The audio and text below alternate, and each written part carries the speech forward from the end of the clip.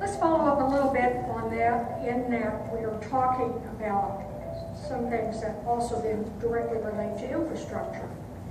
How should America pay for its massive infrastructure needs related to water systems, roads, bridges, transportation, and we particularly in this area are very concerned about rail, and roads, etc. So the whole infrastructure, water particularly, and someone has a phone that needs attention. Now. It's taken care of. Thank you. Second time is time out. Go ahead. I'm very hard of hearing, and I wasn't being able to catch the melody, so. Our infrastructure needs are great. And the question you asked was, how can we afford to pay for it? And the question I would return with is, how can we afford not to? And that's what we're doing right now. We have been the world's leading nation in terms of infrastructure and industrial infrastructure and all of these things that are crumbling now because we have not kept up our investment and we have not kept up our maintenance of these vital components of our society. Clearly, water is a big, big issue here in North Texas and throughout much of the Southwest. And Congress is not doing anything that I've seen to deal with our water issues. We're talking about the population in this area doubling within the next 50 years.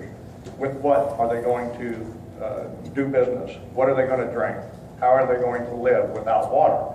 And this is a big issue. And again, because it's not only Texas, I think there probably will be a federal role to play. And I personally believe that industrial utility scale desalination is going to end up being part of it.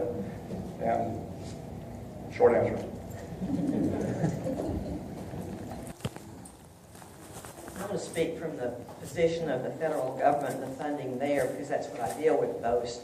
I think we have to say where the greatest need is, that's where the greatest money should go.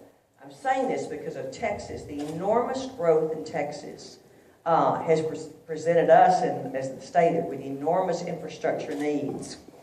For every dollar we take in gas tax in Texas, we don't get that whole dollar. We give to the federal government, and right now we get about 91 cents of that back. When I came to Congress, it was 70 cents. But I think the states should be responsible, should be able to keep our gas tax money and provide for our needs. We're the ones that are paying federal taxes. We've got the most growth. We've got the most people. And I think that there is a legitimate way to do that where states take more responsibility, but we keep our own money that's being used for infrastructure.